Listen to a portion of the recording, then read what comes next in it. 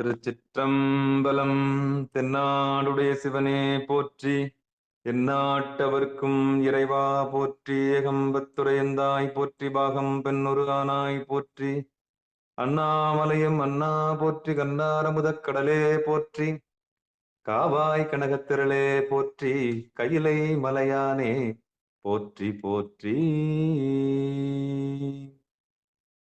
நமச்சிவாய வாழ்க, நாதன் தாள் வாழ்க. அவர்களுக்கு ஆன்ம வணக்கம்.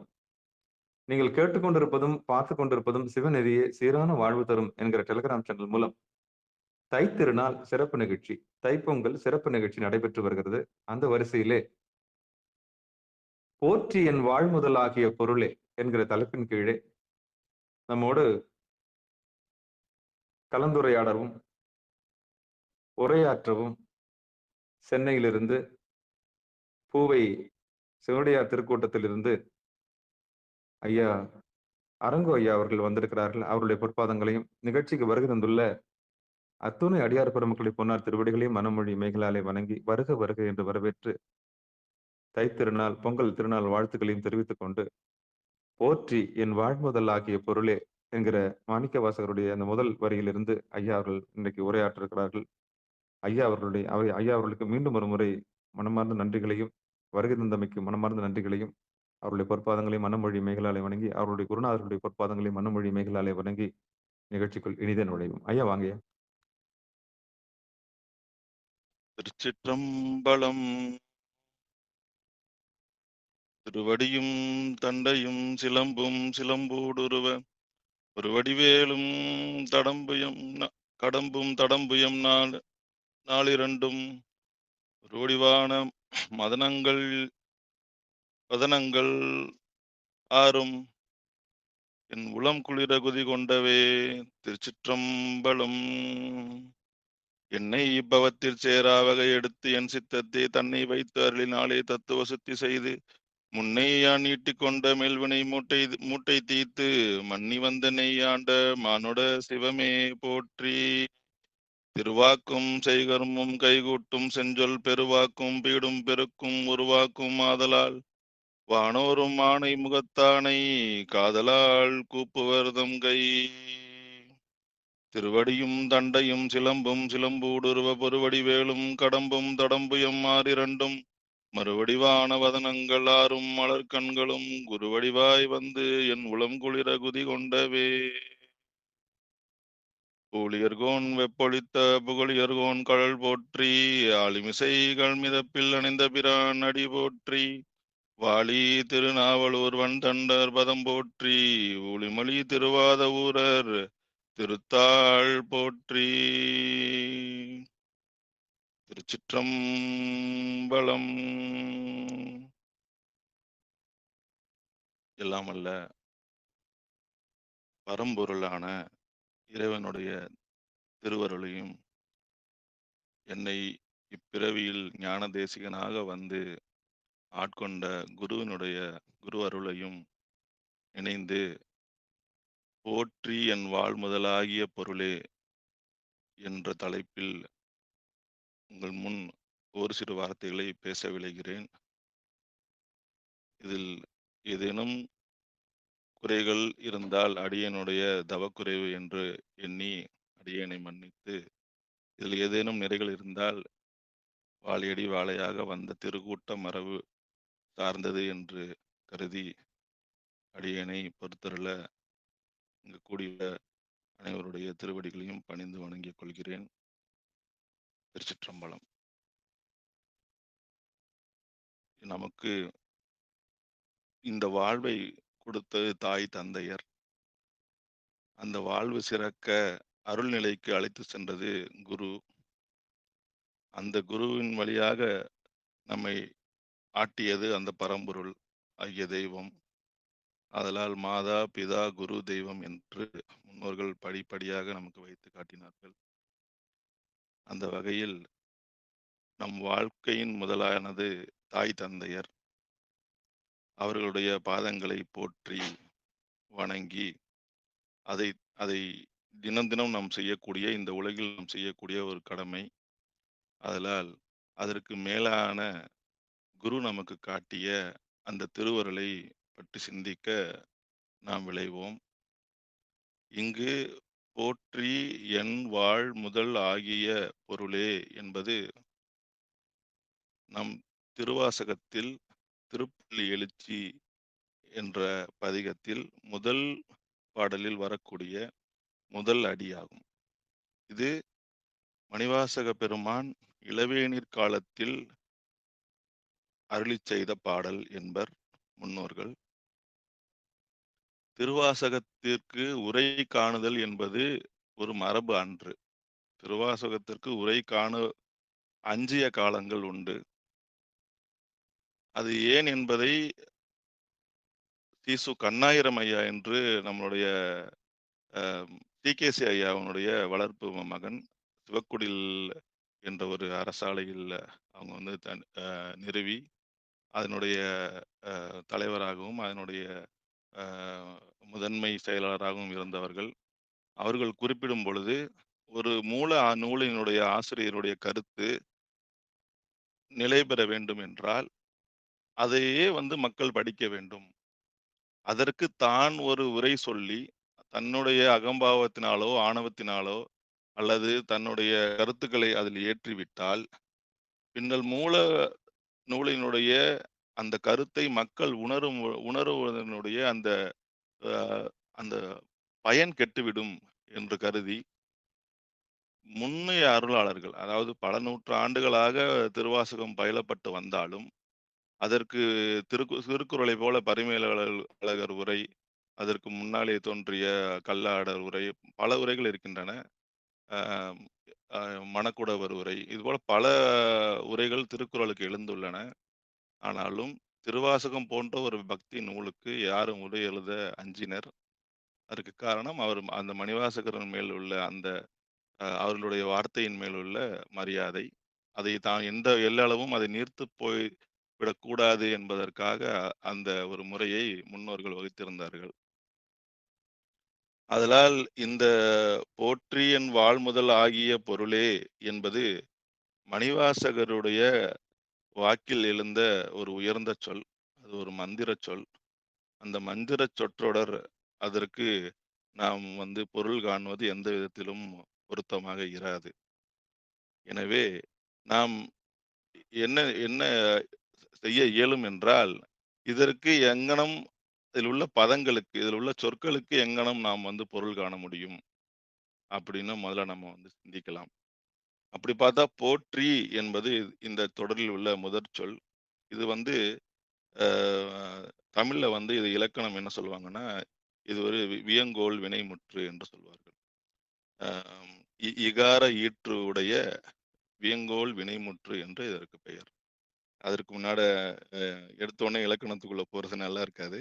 அதனால போற்றி என்பது சாதாரணமாக நாம் சொல்வது ஒருவரை புகழ்வதற்காக சொல்லக்கூடிய சொல். உலக வாழ்வில் புகழ்தல், வாழ்த்துதல் என்பதாக நாம் ஒருவரை கூட்டுவது போற்றி என்ற வாழ்த்துச் சொல். அதுவே அடுத்த நிலையில் ஒருவரை வணங்குவதற்காக, துதிப்பதற்காக சொல்லுவது அடுத்த நிலை. அது வந்து துதித்தல் என்று நாம் சொல்லும்பொழுது போற்றி நீங்கள் வாழ்க என்று சொல்வது முதல் நிலை புகழ்தல். அதையே வந்து வணக்கம் என்று வணங்குதல், தலை குனிந்து வணங்குதல். அந்த செயலுக்கு துதித்தல் என்று பெயர். அந்த துதித்தலுக்கும் இந்த போற்றி என்ற சொல் பொருத்தமான ஒரு கருத்து. இந்த இந்த இரண்டுமே நம்ம உலகத்துல வந்து நம்ம வந்து இந்த போற்றிங்கிற சொல்லை வந்து பயன்படுத்துகிறோம். இது நான் முன்னாடி சொன்ன மாரி வியங்கோள் என்று சொல்லக்கூடிய ஏவுதல். அப்படி வியங்கோள்னா ஒரு செயலை ஏவுவதற்காக சொல்வது. ஆணையிடுதல் என்று இன்னொரு ஒரு இலக்கணம் உண்டு. ஆணையிட்டு சொல்லுதல். எனதுரை தனதுரையாக என்று ஞானசம்பந்தர் சொல்லுவார். அதுபோல ஒரு விஷயத்தை ஒரு விடயத்தை நம்ம வந்து அ அறுதியிட்டு கூறுதல். அதுக்கு வந்து இந்த வியங்கோள் என்று சொல்லக்கூடிய சொற்கள் உதவி செய்யும். இதை வந்து யார் சொல்லலாம்? இந்த இந்த வாழ்த்துதலை, இந்த ஏவுதலை அப்படின்னு பார்த்தீங்கன்னா, நம்ம அனைவருமே சொல்லலாம். யாரெல்லாம் வந்து அ அ மனிதர்களாக இருக்கிறார்களோ அனைவரும் சொல்லலாம்.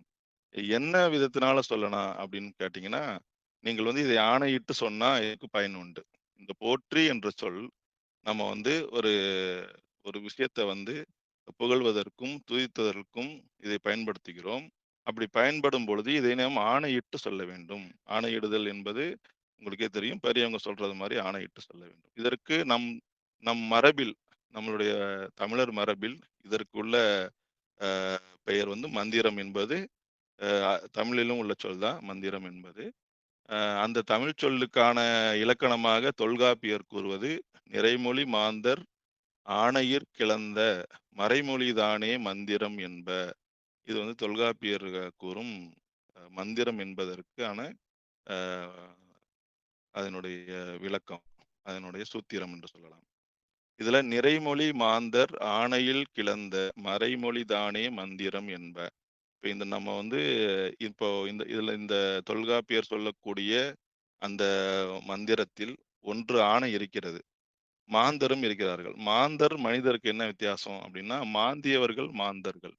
அதாவது ஒரு அருளிலே திளைத்து அதனுள்ளே அ மாந்தியவர்கள், அதனை பருகியவர்கள் மாந்தர் எனப்படுவர். அனைத்து மனிதர்களும் சொன்ன சொல்லலாம் நிறைவேறுமா அப்படின்னா, அதுக்கு தான் அங்க வந்து செக் வச்சிருக்காங்க. என்ன வச்சிருக்காங்கன்னா, அதுக்கு வந்து என்ன சொல்லிருக்காங்க தொல்காப்பியர், "மாந்தர்கள் ஆணையில் கிளற வேண்டும்." அதாவது ஏதாவது ஒரு திருவருளில் அவர்கள் மாந்தி இருப்பார்கள். ஒரு ஒரு பரம்பொருளிலேயோ, அல்லது ஒரு தெய்வங்க வழிபாடுகளிலேயோ, அல்லது ஒரு ஒரு அ ஒரு அருள் ஆற்றலை பெற்றவர்கள். அந்த மாந்தர்கள். ஸோ அந்த மாந்தர்கள் ஆணையிட்டு கூற வேண்டும். அ இந்த அந்த மாந்தர்களிலே சில பேர் இருப்பாங்க. எப்படி இருப்பாங்க அப்படின்னா, அ நிறைமொழி மாந்தர்களாக இருப்பார்கள். அவர்கள் நிறைமொழி என்பது அ வ அ தமிழ்ல வந்து கம்ப்ளீட் அப்படின்னு சொல்லுவாங்க. இல்லன்னா வந்து அதனுடைய அதாவது ஃப்ரூட் என்று சொல்வார்கள். அதுபோல நிறைந்தது. அ அந்த மொழி எப்படி இருக்கணும் அப்படின்னா, மத்தவர்களுக்கு பயன் சொல்வது போல இருக்க வேண்டும். அத வள்ளுவர் சொன்னார்னா, சொல்லில் வள்ளுவருடைய திருக்குறள் எடுத்துக்கலாம். சில சமயம் நம்ம வந்து திருக்குறள் நமக்கு வந்து அ உதவி செய்யும். அதாவது சொற்களை பற்றி கூறும்பொழுது, அ சொற்கள் எப்படி இருக்கணும் அப்படின்னா, "நாணலம் என்னும் நலனுடைமை அந்நலம் யாநலத்தும் உள்ளதும் அன்று" என்று சொல்லுவார்கள். அதாவது நாணலம் என்று சொல்லக்கூடிய ஒரு நலமானது, அது ஒரு வகையான செல்வம். அந்த நலன் அது எந்த செல்வத்திற்குள்ளும் அடங்காது என்று சொல்வார்கள். ஸோ அதுபோல அந்த அந்த நிறைமொழி என்பது, அந்த நலத்துடன் சொல்ல வேண்டும். அந்த நலத்துடன் சொல்லக்கூடிய அந்த நிறைமொழியானது வந்து நம்ம வந்து அ அது சொல்லக்கூடிய மாந்தர்கள் ஆணையில் கிளந்தால், இந்த போற்றி என்று சொல்லக்கூடிய அந்த வாழ்த்து மந்திரம் போல வேலை செய்யும். அதுதான் இதனுடைய இது. அதுவும் இன்னொரு வார்த்தை சொல்றாரு. "மறைமொழி தானே மந்திரம்" என்கிறார். மறைத்து சொல்லுதல் அப்படிங்கிறாங்க. மறைத்து சொல்லுதல்னா என்ன? அப்படின்னா, மறைமொழி என்பத வந்து நம்ம மறை என்ற சொல் வந்து மறைத்தல்ங்கிற சாதாரண பொருள்லயும், வேதம் என்று சொல்லக்கூடிய வடமொழிக்கும் அதேதான். மறை, வேதம் அப்படிங்கிறதும் வித்து, தோன்றியது அப்படிங்கிற அர்த்தம் வரும். தமிழ்ல மறைமொழி என்று சொல்றாங்க. ஸோ அந்த அந்த மறைத்து சொல்லுதல் என்பது நம்ம சாதாரணமா ஒரு ஒரு ஞானசம்பந்தர் போல உள்ளவர்களுடைய வாக்கு. அவங்க நிறைமொழி மாந்தர்ன்னு நமக்கே தெரியும். இப்ப அவங்க ஆணையிட்டு சொன்ன சொற்கள் எல்லாம் பலிக்கின்றன. இன்ன அளவிலும் அவர்களுடைய பதியங்கள் பல அற்புதங்களை செய்து கொண்டு வருகின்றன. அதற்கு காரணம் அவர்கள் நிறைமொழி மாந்தர்கள் ஆணையில் கிளந்தது. அதை மறைமொழி என்று நாமளும் ஒத்துக்கொண்டு திருமுறை வாழ்வியலை நாமும் தொடர்ந்து செய்கிறோம். அப்போ அதே போல நம்பளும் போற்றி என்று நம்ம சொல்லலாமா? அப்படின்னு கேட்டா, ஒரு பதில் என்னன்னா சொல்லலாம். எப்படி அப்படின்னு பார்த்தீங்கன்னா, ஒரு சொல்லை வந்து நம்ம ஒரு முறை அவங்க வந்து சொன்னாலே பலனளிக்கும் என்றால், நாம வந்து பலமுறை சொல்ல வேண்டும். அதுதான் அதில் உள்ள சூக்கும். அதனால தான் அதுக்கு பேர் உச்சாடனம் என்று சொல்வார்கள் வடமொழியில. நம்ம வந்து அத வந்து 108 முறையோ, உருவேற்றுதல் என்று தமிழ்ல சொல்லுவோம். அதனால நம்ம வழிபாடுகள் செய்யும் பொழுது 8 முறையோ, 16 முறையோ அல்லது 108 முறையோ, 1008 முறையோ, 1,08 முறையோ நம்ம சொல்வதற்கு காரணம் என்னன்னா, அந்த அருளாளர்களுடைய அதே அளவுக்கு உள்ள அந்த வீச்சை நம்மளுடைய செயல் அந்த அந்த அளவுக்கு எட்டிவிட வ நினைப்பதால் சொல்வது அந்த உச்சாடனம் என்பது. அதனால நம்ம சாதாரண பிறவியில் நம்மள போன்ற சாதாரண மனிதர்கள் மாந்தர் நிலைக்கு அடைவதற்காக அந்த மந்திரம் நமக்கு உதவி செய்யும். அந்த மந்திரம் என்பது அவர்கள் சொன்ன அதே வார்த்தைகளை நாம் உருவேற்றி சொல்லுவது தான் அதில் உள்ள சூக்குமம். அந்த சூக்குமம் தான் நம்ம அது மந்திரன்ற தகுதிக்கு எடுத்து போகுது. அதனால தான் நம்ம கோயில்ல சிவாச்சாரியர்கள் செய்வதாக இருக்கட்டும், அல்லது வந்து வீட்ல நம்ம செய்ற அகபூஜை ஆகட்டும், புறபூஜை ஆகட்டும், அ உடனே வந்து சுருக்க முடிச்சிடாம நம்ம வந்து எதனால 108 முறை சொல்லுங்கன்னு சொல்றோம். 1008 முறை சொல்லுங்கன்னு சொல்றோம்னா, அதே அளவு அந்த வீச்சை நம்ம வந்து பெறுவதற்காக, அந்த ஒரு ஆற்றலை பெறுவதற்காக நம்ம போற்றி என்று நாம் சொல்கிறோம். இதுதான் வந்து நம்ம நம்ம பூஜை செய்யும்பொழுது, நம்ம திரும்ப திரும்ப ஒரு விஷயத்தை சொல்வதற்கு காரணம், அந்த ம அந்த நிறைமொழியானது, அந்த வியங்கோல், அந்த ஏவுதல் மொழியானது, அதனுடைய பலனை பெற வேண்டும் என்றால், நாம் சொல்லக்கூடியது அந்த அ திரும்ப திரும்ப சொல்லுதல் என்றக்கூடிய உருவேற்றுதல். அதுதான் அதனுடைய அதனால மணிவாசகர் போற்றி என்று ஒரு சொல்லில் சொல்லி, நம்மை அனைவரையும் இதே போல போற்றி என்று சொல்ல வேண்டும் அப்படிங்கிறது அவருடைய உளப்பாங்கு. நம்ம அவங்க அவங்க பாடுற ஒரு பாடல் ஒரு முறையே பலனளித்து விட்டது என்றால், நீங்கள் ஒரு 1,00,000 முறை சொன்னீங்கன்னா, அந்த பலனை உங்களுக்கும் குடுக்குங்கிறது தான் அவங்க அதில உள்ள வச்சிருக்க சூக்குமம். அதை நம்ம முயற்சியுடைய நம்மளுடைய ஆணை கிளந்த வண்ணம் நம்மளுடைய வாழ்வில உருவேற்றி, நாம் நிறைமொழி மாந்தர்களாக மாற முயற்சி செய்து, அதை நாம் செய்தோம் என்றால், நமக்கும் அது பலனளிக்கும் அப்படிங்கிறது தான் அதில உள்ள சூக்குமம். அதுதான் நம்ம வந்து நம்ம கோயில்களிலும் வழிபாடுகளாகவும் நமக்கு வந்து வச்சிருக்காங்க நம்ம பெரியவங்க. அதனால இந்த அ இது இது இந்த போற்றி மட்டும் தான் வியங்கோலா? அது மட்டும் தான் ஆணைச் சொல்லா? அதுதான் புகழ்தல் சொல்லா? அப்படின்னா, நெறைய தமிழ்ல வந்து அகரம், அ வாழ்க, ககரத்துல முடியும். என்ற சொல் வந்து கடவுள் சொல் என்று சொல்வார்கள் முன்னோர்கள். அ அகரமும் அதே போல தான். உயிரெழுத்தில் அகரம் வந்து கடவுள் சொல். மெய்யெழுத்துல வந்து ககரம் வந்து கடவுள் சொல் என்று சொல்வார்கள். அதனால அ வாழிய, வாழ்க இது போன்ற நம்ம தயங்காம சொல்லணும். நம்ம வந்து நம்மை சார்ந்தவர்களை வாழ்த்தும் பொழுது சொல்லக்கூடிய இது போன்ற வாழ்த்துச் சொற்கள், அவர்களுக்கு பலனை அளிக்குமா என்ற சந்தேகம் வராம நம்ம அத சொல்லும் பொழுது, அதனுடைய பலனை அவர்கள் பெறுவார்கள். மனதார நம்ம அத வந்து சொல்லணும்னு சொல்லுவாங்க முன்னோர்கள். அந்த மனதார என்பதற்கு அர்த்தம் என்ன, இப்ப நான் உங்களுக்கு விளக்கி சொன்னேன். அதை உருவேற்றி சொல்ல வேண்டும். அந்த உருவேற்றி சொல்லும் பொழுது, அந்த இறைவன் உங்கள் வாக்கில் வந்து அத வந்து நிகழ்த்தி காட்டுவார். அதுதான் அதனுடைய அ தாத்பரியம் என்று சொல்லக்கூடிய, அதனுடைய சூக்குமம் என்று சொல்லக்கூடியது. இப்போ போற்றி என்பது இந்த இந்த வரியில், "போற்றி என் வாழ்முதல் ஆகிய பொருளே" என்ற வரியில 2 விதமான பார்த்தோம். வாழ்த்தினார், வணங்கினார் என்று பார்த்தோம். வாழ்த்துதல் என்ற நிலையில் போற்றி என்பது இறைவனுடைய புகழை, அந்த வாழ்முதலாகிய பொருளாகிய பரம்பொருளை அவர் வாழ்த்தினார். அதே போற்றியில் அவர் வணங்கினார். "போற்றி என் வாழ்முதல் ஆகிய பொருளே" என்று அவர் வணங்கினார். அ இன்னொரு அ உரையாசிரியர் என்ன சொல்றாங்க அப்படின்னா, இது வந்து போற்றி போற்றிக்கு காரணமாக ஆன வாழ்முதலாகிய பொருளே என்று அந்த போற்றிக்கு என்று 4 விவரித்து வினை எச்சமாக கொண்டு அனைத்துக்குமே நிமித்த காரணமாக இருக்கக்கூடிய பொருளே என்ற அந்த சொல்லை சொல்லும் பொழுது போற்றிக்கு என் வாழ்முதலாகிய பொருளே என்றும் அது 3 விதமாக இந்த போற்றிங்கிற சொல்லுக்கு பொருள் வந்து முன்னோர்கள் கண்டிருக்கிறார்கள். அது அந்த வகையில இந்த போற்றிங்கிற சொல் வேற எங்கேயும் இருக்கா? இதற்கு வந்து இருக்கான்னு பார்த்தீங்கன்னா, வடமொழியில நமக என்று சொல்வார்கள். அதுதான் போற்றிங்கிற சொல்லுக்கு வந்து சரியான ஒரு தமிழ் சொல். அது ஈற்றெழு மந்திரம் என்று அ சொல்லுவாங்க. சப்தகோடி மந்திரம் என்று சொல்வார்கள். கோடி என்பது முடிவை குறித்தது. கோடி வீடுன்னு சொல்றோம். கடை வீடுன்னு சொல்றோம் இல்லையா? கோடி அ எண்ணிக்கையை குறித்ததல்ல. கோடி என்பது அ ஈற்று, முடிவை குறித்தது. அந்த ஒரு ஒரு சொல் தொடர் வரும்பொழுது, முடிவில் வரக்கூடிய அந்த ஈற்றுச் சொல்லாக வரக்கூடியது, ஈற்று சப்தகோடி மந்திரங்கள். அதில சிறப்பாக வந்து வடமொழியில் கூறப்படுவது 7 மந்திரங்கள். நம, பட், ஹும்பட், வௌஷட், வஷட், ஸ்வாஹா, ஸ்வதா என்று 7 விதமாக சொல்லுவார்கள். அதை வந்து தமிழ்ல வந்து நம்ம வந்து போற்றி, தெறிக்க அல்லது சிலிர்க்க, கடிதொழிக, நிறைக, சூழ்க, காக்க, நீங்குக, தன்மை மாறுக, வருக, எழுந்தருள்க. ஸ்வஹா அப்படின்றது வருக, எழுந்தருள்க என்று சொல்வது. ஸ்வதா என்றால் பெறுக அப்படின்னு சொல்வது. இது போன்ற வந்து அதற்கு இணையான தமிழ் சொற்கள்ல நம்ம வந்து அத வந்து வடமொழியில உள்ள அந்த சொல்லுக்கு விளக்கமா நம்ம பொருளா பார்க்குறோம். அ இத வந்து சொல்லும் முறை என்ன? அப்படிங்கிறது நம்ம முன்னோர்கள் சொல்லியிருக்காங்க. அதுல வந்து நம்ம வந்து அ அ சுருக்கமாக சொல்லுவது. அ அதுதான் வந்து குறில் என்று சொல்லுவோம் இல்லையா? போற்றி அப்படின்னு சொன்னா அது வந்து குறில். அதையே கொஞ்சம் நீட்டித்து போற்றி, போற்றி அப்படின்னு கொஞ்சம் நீட்டமா சொல்றது. நெடில் முறையில சொல்லுது. இன்னொன்னு அளபெடுத்து சொல்வது. போற்றி அப்படின்னு அது நீண்டு ஒலித்து அளபெடுத்து சொல்லுவது 3வது முறை. இந்த 3 முறையுமே நம்ம வந்து உச்சாடனம் செய்யும் பொழுது நம்ம பயன்படுத்துவோம். அ நேரம் கருதி நம்ம பெரும்பாலும் குறிலாகவே முடிச்சுட்டு போயிடுவோம். போற்றி, அ ஈசனே போற்றி, துணைவா போற்றி என்று வேக வேகமாக நம்ம சொல்லும்பொழுது, குறில் நடையிலேயே அந்த அந்த உச்சாடனம் வந்துடும். அந்த உச்சரிப்பு வந்துவிடும். அதனால வந்து இந்த 3 முறையில் 3 முறையிலுமே நம்ம ஒரு ஒரு வழிபாட்டை ஆரம்பிக்கும் பொழுது, இந்த மாரி இந்த போற்றியை வந்து குறிலாகவும், நெடிலாகவும், அளபெடுத்தும் சொல்லலாம்.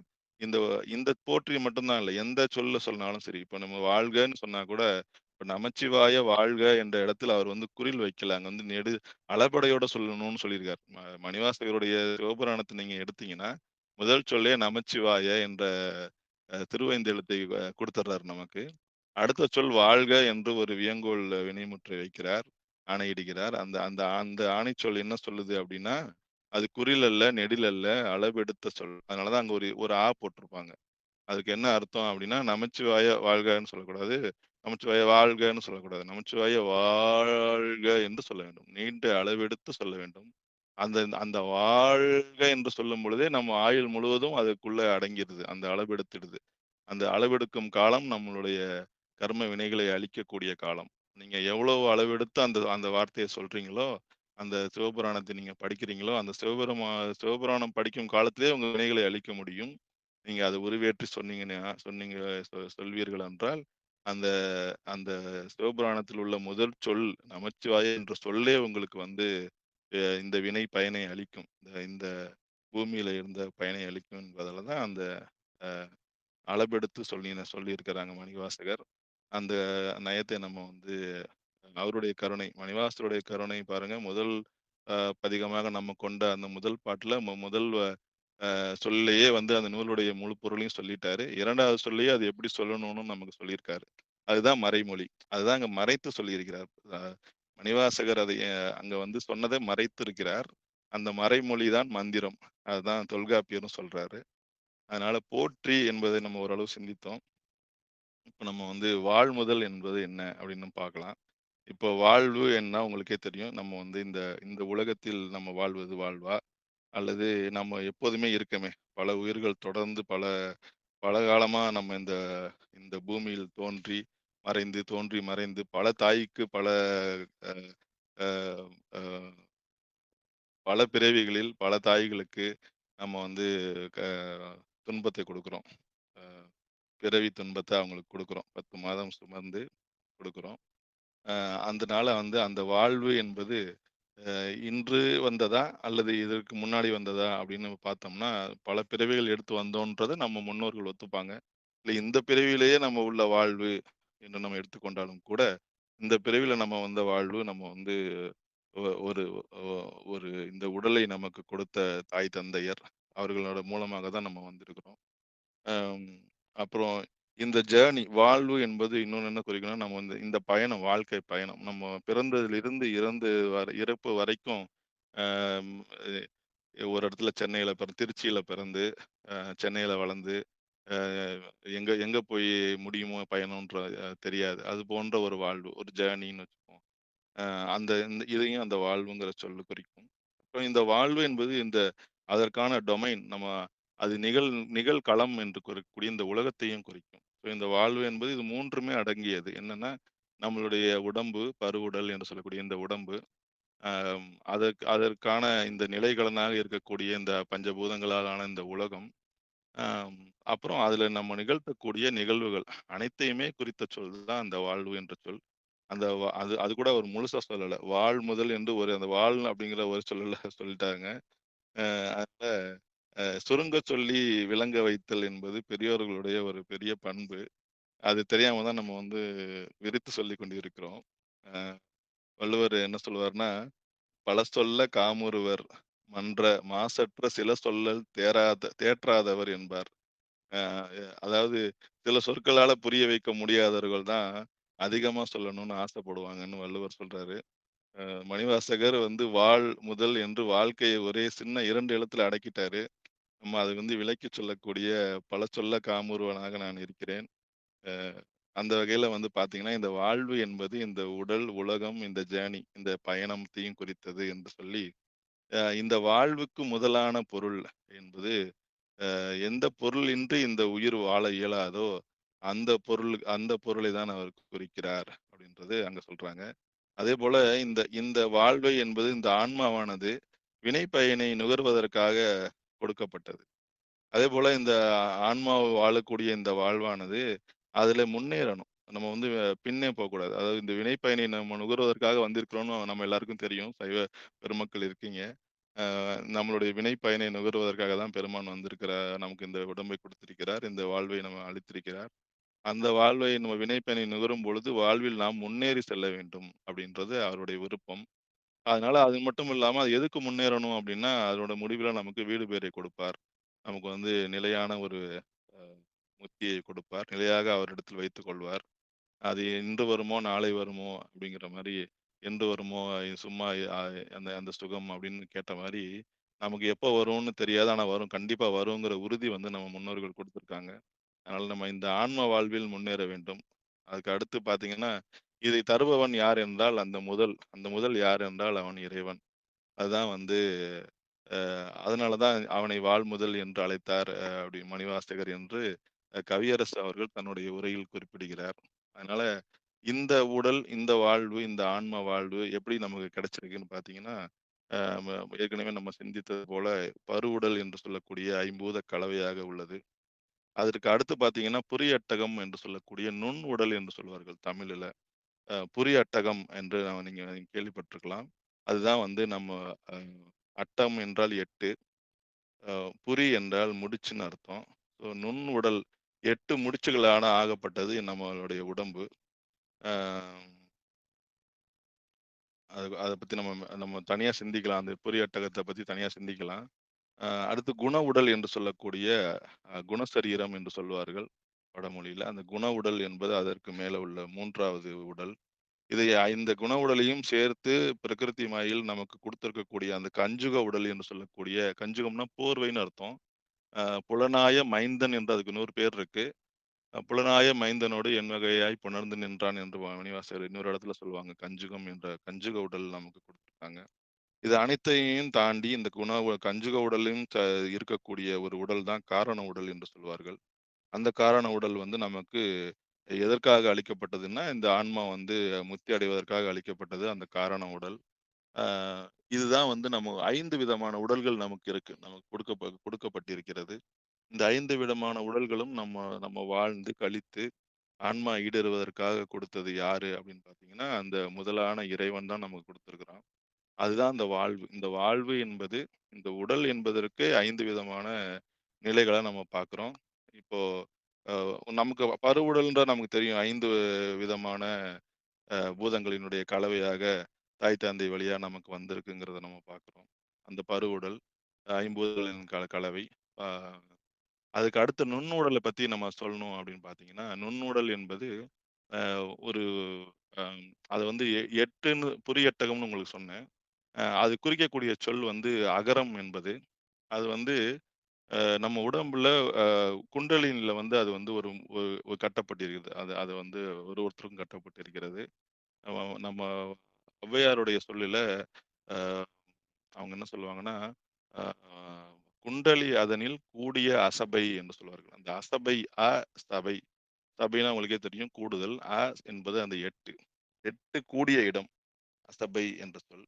ஆ இது யோக விளக்கத்துல பலவிதமா அதுக்கு பொருள் சொல்லுவாங்க. அசபை என்பதற்கு பலவிதமா பொருள் சொல்லுவாங்க. பட் இது வந்து நுண்ணுடலை குறித்தது, புரியட்டகத்தை குறித்தது என்பது ஒரு ஒரு விதமான முன்னோருடைய கருத்து. அ "புரியட்ட காயம் புலப்பட எனக்கு" அந்த நுண்ணுடலை காட்டுவாங்க. அந்த "புரியட்ட காயம் புலப்படுதல்" என்ற சொல் பாருங்க. நல்ல ஞானிகளுக்கு அந்த யோகா கலை கைப்பற்றப்பட்டவர்களுக்கு பருவுடலை மட்டும் மட்டும் தெரியாது. அவங்க அந்த புரியட்டக உடலை அவர்களால பார்க்க முடியும். நம்மள சுத்தி இருக்கக்கூடிய அந்த நுண் உடலை அவர்கள் பார்ப்பாங்க. அந்த நுண் உடல் என்பது என்ன? அந்த அது ஒரு 8 விதமான அ பிரிவுகள் இருக்கிறது. அந்த நுண் உடலுக்கு அ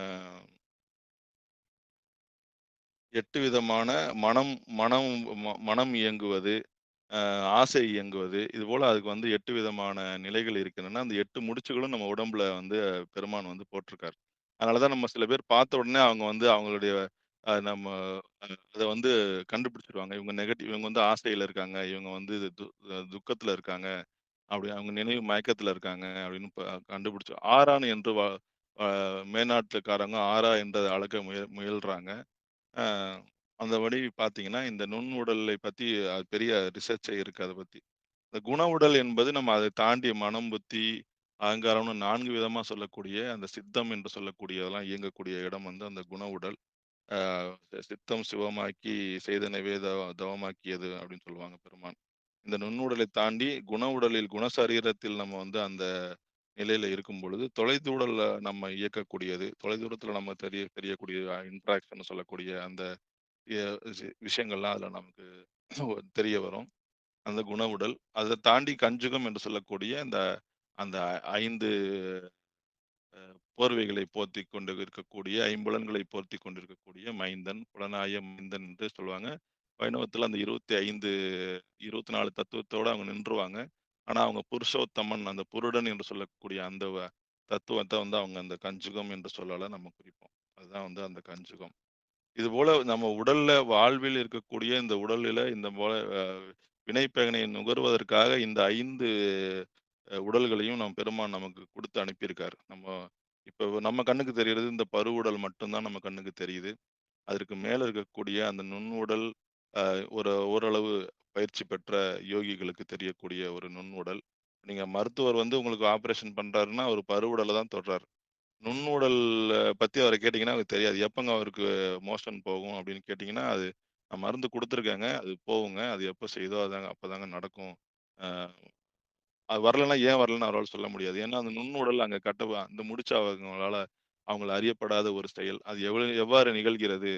எவ்வாறு கீழிருந்து மேலே போகிறது? ரத்தம் எப்படி கீழருந்து மேல போகுது? உங்களால வந்து அத வந்து லேப்ல செஞ்சு காட்ட முடியுமா? அ இத வந்து ஒரு செயற்கையா ஒரு ஒரு ஒரு இதுங்கள வந்து பண்ணி காட்ட முடியுமா? அந்த அந்த எனர்ஜிய உங்களால அதுல குடுக்க முடியுமா? அந்த நுண்ணுடல்ல குடுக்க முடியுமா? அப்டின்னா ஒரு கேள்விக்குறி தான். இன்னும் அந்த அளவுக்கு விஞ்ஞானம் வளரலன்னு தான் சொல்லணும். அதனால அந்த நுண்ணுடல் பாதிப்பு ஏற்பட்டா, அதை வந்து எப்படி சரி செய்து கொள்வது? அதற்கான அ யோக முறைகள் என்ன?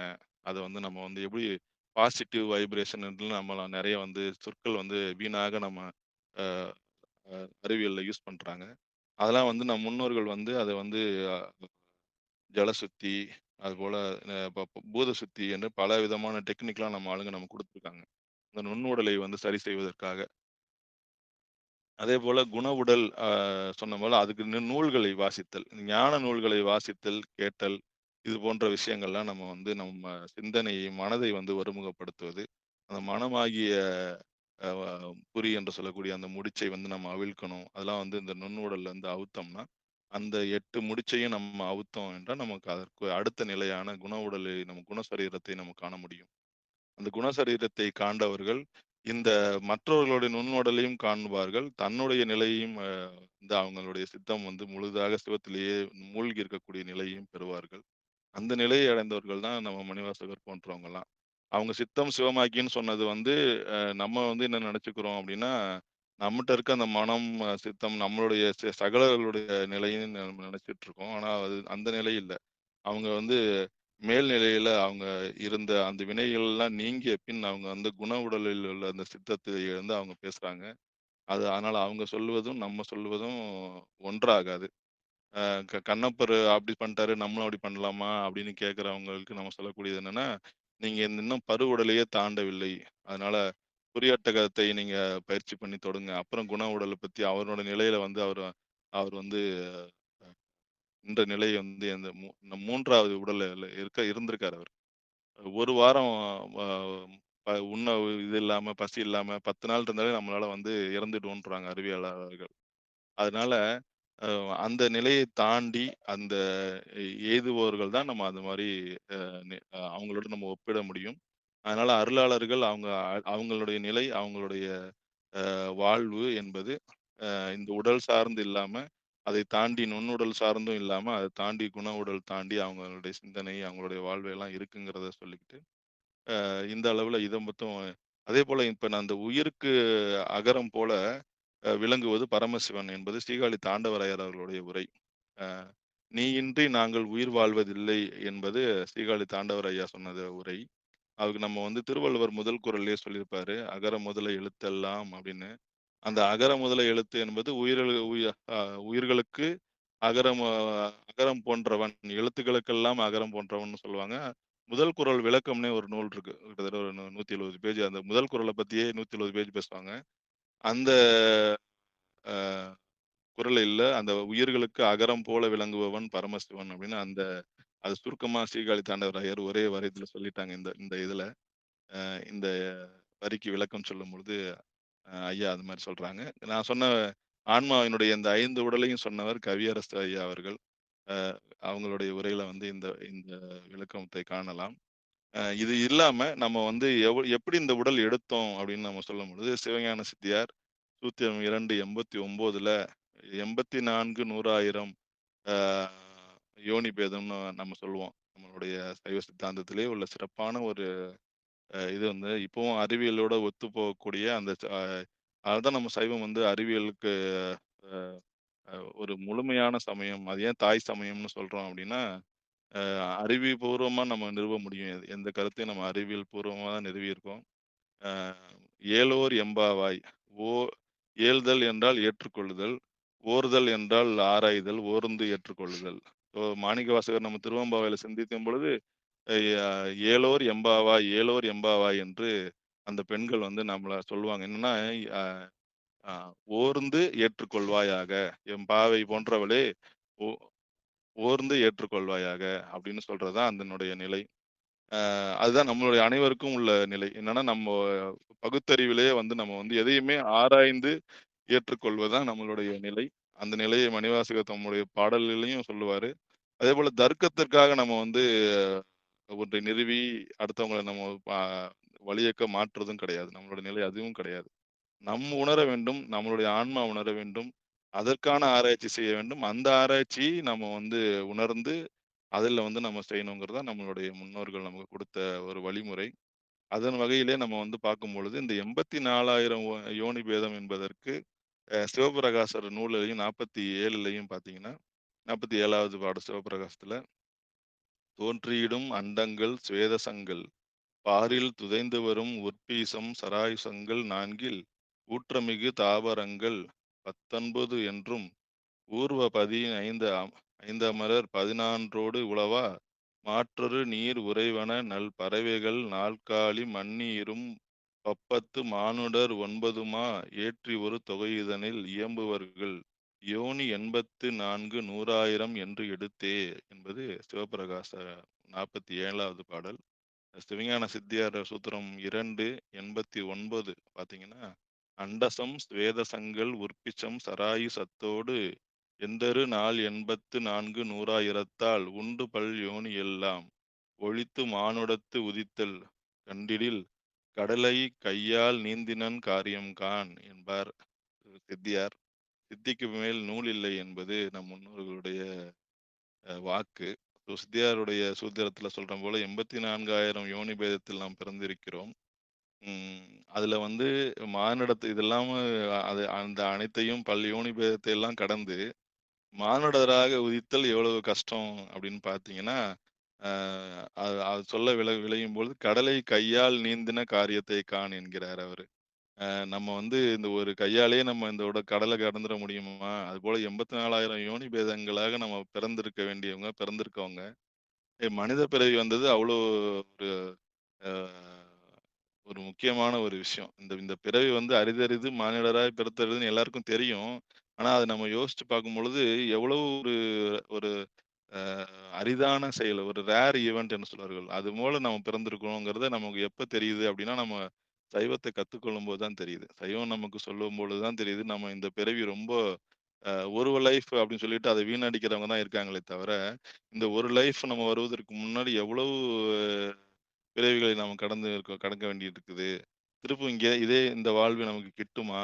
அப்டிங்கிறது பார்த்தீங்கன்னா, சந்தேகம் தான். இது திருக்குறள் 62ல பரிமேலழகர் உரையில கூட இந்த ஊர்வன 11 9 மானிடம்னு சொல்லி அந்த ஒரு பரிமேலழகர் உரையிலயும் இந்த 84,000 யோனி பேதங்களை வந்து அவங்க சொல்றாங்க.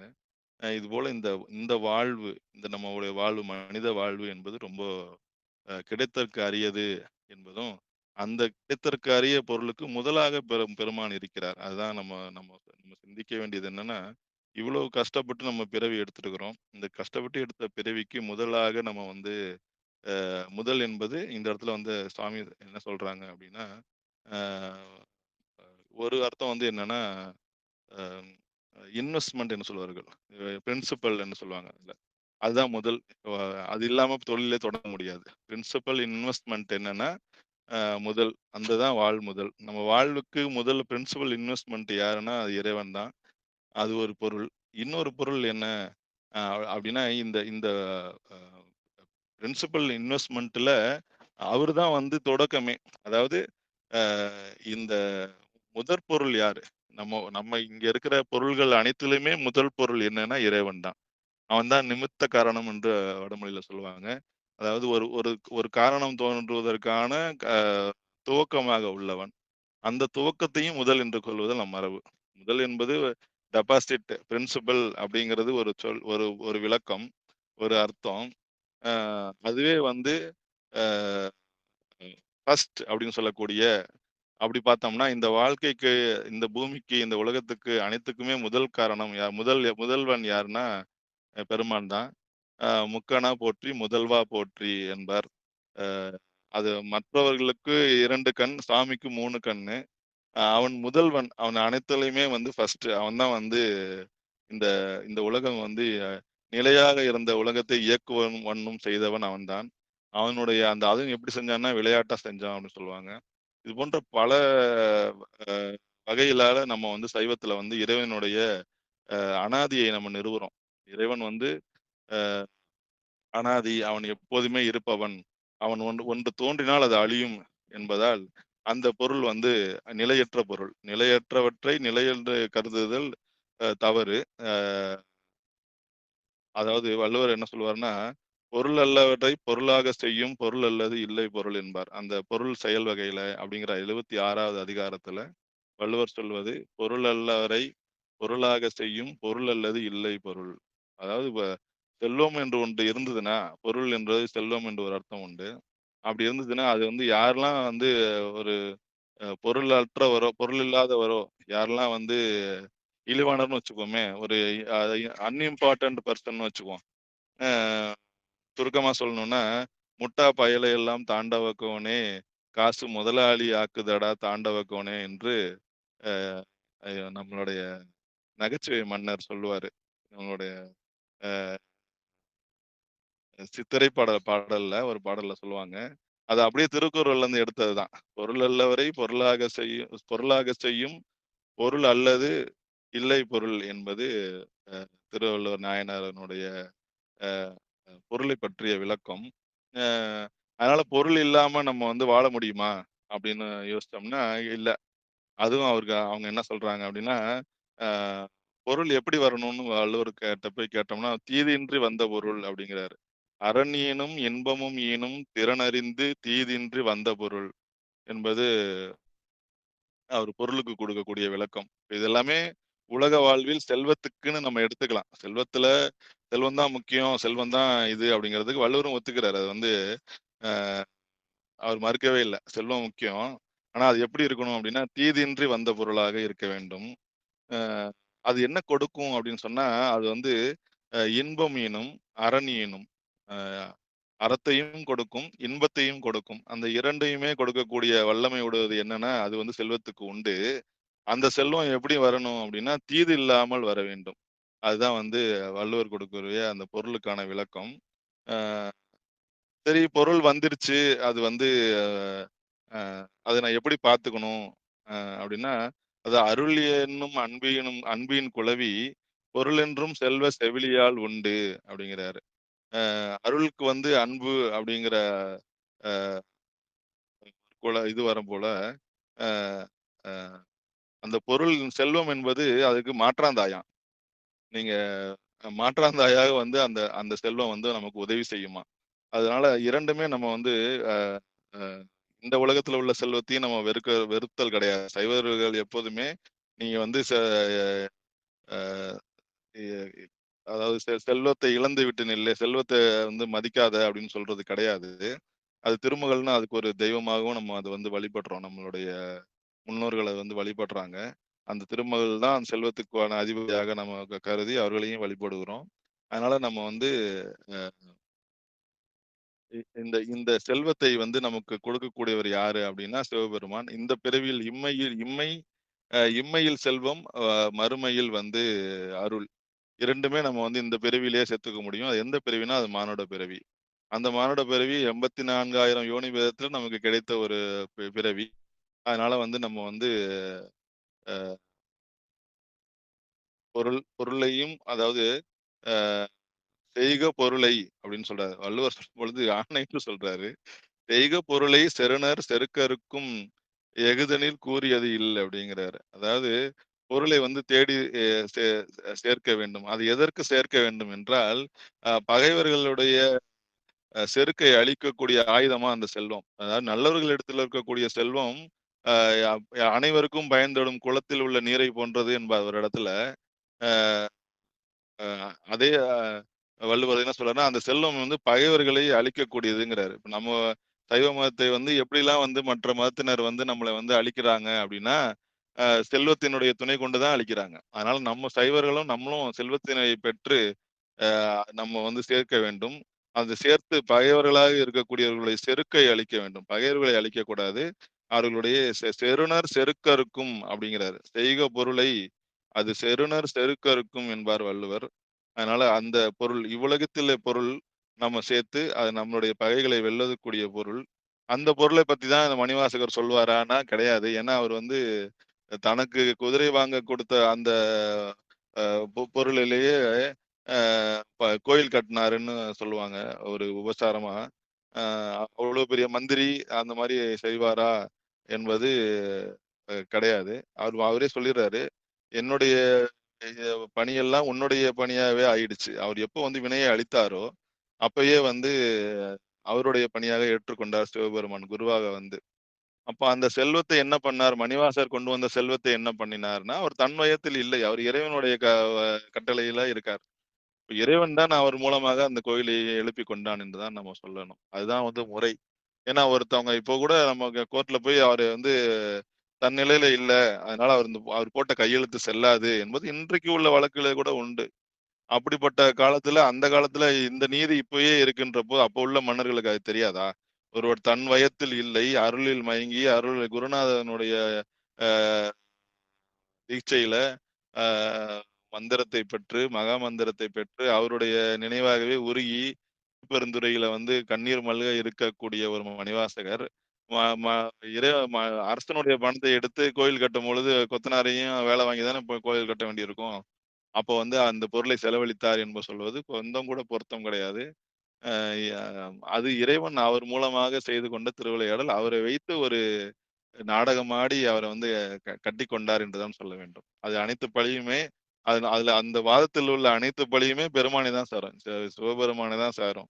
அ ய அதனால அ இந்த இந்த திருப்பெருந்துறையில் பொருளை எல்லாம் வந்து இழந்து, அ எது பெரும்பொருளோ அதை பற்றிக் கொண்டவர் மணிவாசகர். அதனால அவர் வந்து "போற்றி என் வாழ்முதல் ஆகிய பொருள்" என்று அங்க அழைத்த பொருள் எதுன்னா, இந்த செல்வம் கிடையாது. இவ்வளவு நேரம் நம்ம சிந்திச்சோமே, திருவள்ளுவர் சொன்னாரு, "பொருள் அல்லவரை பொருளாக செய்யும் பொருள்" என்று. அது உலக வாழ்க்கைக்கு திருவள்ளுவர் குறித்த அறநூல். அந்த அறத்தின் வழி செல்வத்தை ஈட்டி, அந்த செல்வத்தின் வழி வந்த வந்த இன்பத்தை நுகர்ந்து, வீடு பேறு எய்தவலாம் என்பதனால தான் அறம்பொருள் இன்பம் என்று வள்ளுவர் வந்து வரிசையா வைத்துக் கொண்டு போனார். இப்போ அறத்தை விட்டுவிட்டு இப்ப செல்வத்தை மட்டும் ஈட்டுவதற்கான வழிமுறைகளை இப்போ உள்ள தலைமுறையினர் வந்து யோசிக்கிறாங்க. ஆனா அது வந்து எந்த காலத்திலும் அது நிலையாக இருக்காது. அப்படிங்கிறத வந்து வள்ளுவரே சொல்றாரு. "அறன் ஈனும் இன்பமும் ஈனும் திறனின்றி தீதின்றி வந்த பொருள்." அதுதான் வந்து ஒன்று. இன்னொன்னு "பொருள் என்னும் பொய்யா விளக்கம் இருளறுக்கும் எண்ணிய தேயத்து சென்று" என்பார். அதாவது பொருள் என்று சொல்லப்படுவது ஒரு அணையாத விளக்கு போல, அதை யார் வைத்திருக்கிறாங்களோ, அவங்கள நினைத்த இடத்துக்கு சென்று அவர்களுடைய இருளை நீக்குமாம். இந்த இருள் என்பது பொருளை வைத்துக்கொண்டு இருளில் போகத்தான் நம்ம ஆசைப்படுகிறோமே தவிர, நைட் லைஃப்‌க்கு தான் போக ஆசைப்படுறாங்களே தவிர, பொருளை வைத்துக்கொண்டு இருளை நீக்கும் வழியை நாம சிந்திக்க வேண்டும். அ உண்ணும்போது ஒரு கைப்பிடி என்று சொல்லுவார் அ திருமூலர். அது அது எதனாலன்னா, அது பரோபகாரம் என்று சொல்லக்கூடிய அந்த அடுத்த மனிதர்களுக்கு செய்யக்கூடிய, அடுத்த உயிருக்கு செய்யக்கூடிய விளக்கம். ஈகை என்பார். அதை திருவள்ளுவர் என்ன சொல்லுவார்ன்னா, ஈகை பயன்மரம் உள்ளூர் பழுத்தற்றால் செல்வம் நயனுடையான்கண் படின் என்பார். அதனால அந்த அ ஈகையினுடைய அந்த கொடுத்தலுடைய சிறப்ப வந்து வள்ளுவர் வந்து பல குறள்கள்ல எடுத்து சொல்லுவார். எங்கெங்கெல்லாம் வந்து செல்வத்துல சொல்லும்பொழுது தான் சொல்லுவாரு. அ ஈகைன்னு தனியா சொல்லுவாரு. அ கற்றறிந்தவர்கள் நல்லவர்கள்லாம் யாருன்னா, கொடுத்தவங்க தான். மத்தவங்களுக்கு பகிர்ந்து கொடுக்கவங்க தான்னு சொல்லுவாரு. அந்த மாரி அந்த கொடுத்தல் ஒரு செல்வத்தின் பயனே ஈதல் என்று பயனே என்று ஒரு ஏகாரம் போடுவாரு அதுக்கு. செல்வத்தின் பயன் ஈதல்ன்னு சொல்லாம, செல்வத்தின் பயனே ஈதல் அப்டின்னுவாரு. அந்த ஏகாரம் எத குறித்ததுன்னா, அதனுடைய அல்டிமேட் செல்வம் பெற்றவனுடைய அல்டிமேட் என்னன்னா, அடுத்தவர்களுக்கு கொடுப்பது தான் அப்டிங்கிறது அவருடைய முடிந்த முடிவு. அதனால அந்த செல்வத்தை வைத்துக்கொண்டு நம் இருளை அகற்ற வேண்டும். அந்த அந்த மணிவாசகர் வந்து அந்த இந்த இந்த செல்வங்களை நாம் பேசிக் கொண்டிருக்கக்கூடிய அந்த உலக செல்வங்களை பேசாமல், அவர் வாழ்வுக்கே முதலான பொருள். ஏன்னா, அவர் பெற்ற பொருள் ஏகப்பட்டது. ஒரு தென்னவன் பிரம்மராயன் என்ற பட்டத்தை பெற்று, வேதங்களை கற்று, ஒரு தலைமை அமைச்சராக பணியாற்றிக் கொண்டிருந்தவர் அவர். அப்பேற்பட்ட ஒரு உயர்ந்த அறிவாளி. பல மனித அ ம மன்னன் கஜானாவையே அவர்ட்ட குடுத்து, "நீ வந்து குதிரைய வாங்கிட்டு வா. நீ எடுத்துட்டு நீயே போ." அ அப்படின்னு சொல்லி அனுப்புற அளவுக்கு அவரு வந்து மன்னனுடைய கல்லாப்பெட்டியிலேயே கை வைக்கக்கூடிய நம்பிக்கை உடையவர் அவரு. அதனால அ அவர் கூறக்கூடிய பொருள் வந்து வாழ்முதலாகிய பொருள் என்பது கண்டிப்பா அதோடைய சிறந்த பொருளா தான் இருக்கும். அந்த சிறந்த பொருளாகிய பரம்பொருளை நம்ம வந்து சிந்திக்கணும். அந்த அந்த பரம்பொருள் வந்து நமக்கு போற்றி என்று சொல்வதற்கான வாய்ப்புகளை நமக்கு அது கொடுத்திருக்கு அப்படின்னு சொல்லி, அ இதுகாறும் இந்த இந்த இந்த சிற்றறிவுடையனுடைய அ அ உரையை கேட்ட உங்கள் அனைவரையும் மனம் மொழி மெய்களால் வணங்கி, என்னுடைய சிற்றுரையை இதனுடன் நிறைவு செய்கிறேன். வாழ்க அந்தணர் வானவர் ஆணினம் வீழ்க தன்புணல் வேந்தனும் ஓங்குக கொள்க வையகமும் துயர் தீர்கவே.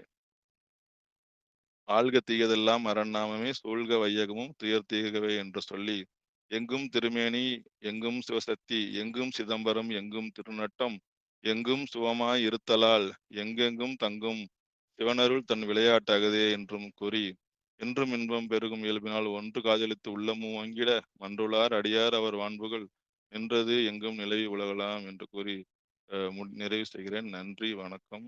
சிவாய நம. நன்றி, நன்றி. அற்புதம், அற்புதம், அற்புதம், அற்புதம். மிக மிக எளிமையாக பொருள் என்பதற்கு மிகப்பெரிய பொருள குடுத்திருக்கிறீங்க. அந்த பொருளுக்கு மிகப்பெரிய விளக்கங்களும் சொல்லியிருக்கீங்க. அகப்பொருள், புறப்பொருள், மெய்ப்பொருள் இப்படி எல்லா பொருளுக்கும் ஒரு விதமான ஒரு முத்தாய்ப்பா சொன்ன மாரி, எல்லா பொருளையும் நீங்க விளக்குனதுக்கு நன்றி திரு அரங்கோ ஐயா அவர்களே. ஆத்ம சகோதரர் அவர்களுக்கு மனமார்ந்த நன்றிகளை தெரிவித்துக் கொள்கிறோம். நிகழ்ச்சியில் பங்கெடுத்த அத்தனை உள்ளங்களுக்கும் மனமார்ந்த நன்றிகளை தெரிவித்துக் கொள்கிறோம். அன்பர்களுக்கு வணக்கம். நீங்கள் கேட்டுக்கொண்டிருந்ததும், பார்த்துக் கொண்டிருந்ததும் சிவநெறியே சீரான வாழ்வு தரும் என்கிற டெலகிராம் சேனல் மூலம் தைத்திருநாளை தைத்திருநாளை முன்னிட்டு, பொங்கல் திருவிழாவை முன்னிட்டு, அ ஐயா அவர்களை நாங்கள் அழைத்திருந்தோம். நேற்று இரவு தான் இந்த தலைப்பு கொடுக்கப்பட்டது. போற்றி அதாவது திருவாசகத்திலே எந்த பக்கத்தில் நீங்கள் கையெழுத்து எடுக்கிறீர்களோ, அந்த பக்கத்தினுடைய முதல் எழுத்து தலைப்பாக இருக்க வேண்டும் என்கிற பெரிய அவாவினாலே நேத்து நாங்கள் முயற்சி செய்தோம். அந்த வகையிலே திருப்பள்ளி எழுச்சியினுடைய முதல் வரி "போற்றி என் வாழ்முதலாகிய பொருளே" என்கிற தலைப்பின் கீழ் ஐயா அவர்களை பேச இறைவன் திருவருள் பணித்திருந்தது. அந்த வகையில் ஐயா அவர்கள் நமக்கெல்லாம் அந்த ஒரு வரியில் கிடைக்கக்கூடிய அதை பிரித்து பொருள் கூறுக என்கிற வகையிலே போற்றி என்பதற்கு விளக்கமும், என் வாழ்முதல் என்கிற அந்த சொல்லுக்கு வாழ்முதல் என்கிற சொல்லுக்கும் விளக்கம் கொடுத்து, பிறகு பொருளே, என் வாழ்முதலாகிய பொருளே அப்படின்ற பொருளுக்கு விளக்கம் கொடுத்தும் மிக அருமையாக நம்மோடு உரையாற்றி இருக்கிறார்கள். அவருடைய பொற்பாதங்களை மனம், மொழி, மெய்களாலே வணங்கி நிகழ்ச்சி இனிதே நிறைவு செய்வோம். நிறைவு செய்வதற்கு முன்பதாக அடியார் பெருமக்கள் இந்த 1 மணி நேரம் இந்த 45 அதாவது 50 நிமிடங்கள் ஐயா பேசியிருப்பார் என்று நினைக்கின்றேன். இந்த 50 நிமிடங்களில் உங்களுக்கு எந்த வகையில உங்களுக்கு அந்த செய்தி போய் சென்றிருக்கிறது? பொருள் குறித்த உங்களுடைய ஐயப்பாடுகள் ஐயாவிடம் நீங்கள் கலந்துரையாடல் செய்யலாம். ஒரு 15 நிமிடம் எடுத்துக்கொள்ளலாம். பேசணும் பேசலாம். வாங்க சிவாய நமः. திருச்சிற்றம்பலத்திலே அந்த அளவுக்கு எளிமையா தான் பேசியிருக்காங்கன்னு நினைக்கிறேன். ரொம்ப கல்லூரி மாணவர்களுக்கு பாடம் எடுக்கிற மாதிரிலாம் எடுக்கல அவரு. இயல்பா தான் இயல்பா பேசியிருக்கிறாரு. "வாழ்முதல் ஆகிய பொருளே" அப்படின்னாரு. எந்த பொருள் மாணிக்கவாசகர் சொன்ன பொருள் என்ன? அவரு சொல்ல வந்த பொருள் என்ன? அப்படின்னு எல்லாத்தையும் விளக்கி சொல்லியிருக்காருன்னு நெனைக்கிறேன். யாராவது பேச விரும்புறீங்களா? ஐயா கிட்ட? கேட்கலாம். கேள்வி கேட்கலாம். "எந்த பொருள் ஐயா சொன்னீங்க நீங்க?" அப்படின்னு சொல்லிட்டு கேட்கலாம். "பொருள் இல்லார்க்கு அவ்வுலகம் இல்லை. அருள் இல்லார்க்கு அவ்வுலகம் இல்லை. பொருள் இல்லார்க்கு இவ்வுலகம் இல்லை." பேச வருவீங்களா? உலகம் இல்லை இல்லை ஆங்கு. அ அதாவது அவங்க அவங்க அவங்க வந்து உவமைன்னு சொல்லுவாங்க. தமிழ்ல வந்து உவமை, உருவகம்னு 2 இருக்கு. அ சரிங்கய்யா. ஒன்றை சொல்லி மற்றொன்றை வரவழைப்பது உவமை. உவமை தான் அதுல ம், உள்ளது. உருவகம் என்று சொல்லுவார்கள். அ ம், அவங்க வந்து பொருள் இல்லாருக்கு இவ்வுலகம் இல்லை. அந்த அருள் இல்லாருக்கு அவ்வுலகம் இல்லை. 2மே அ ஒன்றோடு ஒன்று இணையான ஒரு சொற்றொடர். எதை சொல்லி எதை வருவிக்கிறார் என்றால், "இந்த பூமியில உங்களுக்கு பொருள் இல்லன்னா, உங்களுக்கு வேற வேலை கிடையாதுடா. நீ வந்துர வேண்டியதுதான். இந்த ஊர்ல நீ வந்து இந்த உலகத்துல பொருள் இல்லை என்றால், கிளம்பி வந்துர வேண்டியதுதான் நீ. அதேபோல அருள் இல்லை என்றால், அந்த உலகத்துல உனக்கு வேலை இல்ல." அப்படிங்கிறாரு. அதனால அவங்க வந்து அதாவது அந்த உலகத்தை சிறப்பித்து கூறுவதற்கு, வேற வழி இல்லாம இந்த உலகத்துல உள்ள ஒரு இத சொல்லணும் இல்லையா? "அ டிக்கெட் எடுக்கலன்னா, நீ ட்ரெயின்ல ஏற முடியாது. பயணம் உனக்கு கிடையாது." அப்படின்னு சொல்றாரு. அந்த டிக்கெட் என்னன்னா, அங்க அருள்ன்றது தான் டிக்கெட்டு. இங்க வந்து செல்வம்ங்கிறது உனக்கு எப்படி டிக்கெட்டா இருக்கோ, அதே போல அங்க வந்து அந்த டிக்கெட் வந்து அருள் அப்படின்றதுக்கு தான் அந்த இல்லையாகி ஆங்கு அப்படின்னு ஒரு ஒரு உருப கொண்டு வந்து அங்க போட்டிருப்பாருங்கய்யா. சிவாய நம சிவாய. சிவாய நம. திருச்சிற்றம்பலம், தில்லையம்பலம். அற்புதம், அற்புதம், அற்புதம். வேற யாராவது பேச விரும்புறீங்களா? அடியார் பெருமக்கள். கருத்துக்கள பகிரலாம். ம். பரவால்ல. அந்த அளவுக்கு செய்தி போய் சேர்ந்திருக்குன்னு நெனைக்கிறேன். திருவள்ளுவர்ன்னு யாருக்கும் எந்த டவுட்டும் இல்லைங்களா ஐயா? பொருள் "போற்றி என் வாழ்முதல் ஆகிய பொருளே" என்ற முதல் பொருள நீங்க விளக்கிட்டதுனால, அதுவே மெய்ப்பொருள் ஆகிவிட்டது. அந்த மெய்ப்பொருள எல்லாம் உணர்ந்துட்டு இருப்பாங்கன்னு நெனைக்கிறேன். திருவள்ளுவர் கருணையினால, அந்த உண்மைய உணர்ந்ததுனால, அடியார் பெருமக்களுடைய பொன்னார் திருவடிகளையும், நிகழ்ச்சியில் பங்கெடுத்த அத்தனை உள்ளங்களுக்கும் மனமார்ந்த நன்றிகளை தெரிவித்துக் கொண்டு, இதுகாரம் உரையாற்றிய சக்திவேல் முருகனார் ஐயாவுடைய மாணவராகவும், அ சீடராகவும் இருக்கக்கூடிய ஐயா அவர்களுடைய பொற்பாதங்களையும், முருகனார் ஐயா சக்திவேல் முருகனாருடைய பொற்பாதங்களையும், அவருடைய சீடராக இருக்கக்கூடிய அரங்க ஐயாவுடைய பொற்பாதங்களையும் மனமொழி மேகலாலே வணங்கி, தமிழில் ஆழமாக சிந்தித்து பொருள் கூறிய உள்ளங்களுக்கும் ஐயா அவர்களுக்கு மனமார்ந்த நன்றிகளை தெரிவித்துக் கொண்டு நிகழ்ச்சியை நிறைவு செய்வோம். மீண்டும் மற்றொரு நல்ல நிகழ்ச்சி சந்திக்கலாம் என்று கூறி, அ அடியார் பெருமக்களுக்கு பொங்கல் திருநாள் வாழ்த்துக்களையும் கூறி நிகழ்ச்சியை நிறைவு செய்வோம். நற்றுணையாவது நமச்சிவாயவே. திருச்சிற்றம்பலம், தில்லையம்பலம். நன்றிங்க. அனைவருக்கும் வணக்கம். மண்ணில் நல்லவண்ணம் வாழலாம் வைகலும் எண்ணின் நல்ல கதிக்கு யாதும் ஒரு குறைவில்லை கண்ணின் நல்ல தரும் கழுமல வளநக பெண்ணின் நல்லாளோடும் பெருந்தகை இருந்தது தனம் தரும் கல்வி தரும் ஒரு நாளும் தளவரியா மனம் தரும் தெய்வ வடிவம் தரும் நெஞ்சில் வஞ்சமில்லா இனம் தரும் நல்லனையெல்லாம் தரும் அன்பர் என்பவருக்கே கணம் தரும் பூங்குழலால் அபிராமி கடைக்கண்களே ஆறிரு கடந்தோல் வாழ்க அறுமுகம் வாழ்க வெற்பை கூறுசை தனிவேல் வாழ்க குக்குடம் வாழ்க செவ்வேல் ஏறிய மஞ்சை வாழ்க ஆனைதன் அணங்கு வாழ்க மாறிலா வள்ளி வாழ்க வாழ்க சீரடியார் எல்லாம் வான்மிகில் வழாது பெய்க மலிவலம் சுரக்க மன்னன் கோன்முறை அரசு செய்க குறைவிலாத உயிர்கள் வாழ்க நான்மறை அறங்கள் வங்க நற்றவம் வேள்வி மல்க மேன்மைகள் சைவ நீதி விளங்குக உலகமெல்லாம் மேன்மைகள் சைவ நீதி விளங்குக உலகமெல்லாம் மேன்மைகள் சைவ நீதி விளங்குக உலகமெல்லாம் மீண்டும் ஒருமுறை சிகாரத்துக்கு வருகின்ற அத்துணை உள்ளங்களுக்கும் மனமார்ந்த நன்றிகளை தெரிவித்துக் கொண்டு தைத்திருநாள் பொங்கல் திருநாள் வாழ்த்துக்களை தெரிவித்துக் கொண்டு நிகழ்ச்சி நீதி நிறைவு செய்யும். நன்றிங்க. அனைவருக்கும் வணக்கம். நற்றுணையாவது நமச்சிவாயம்.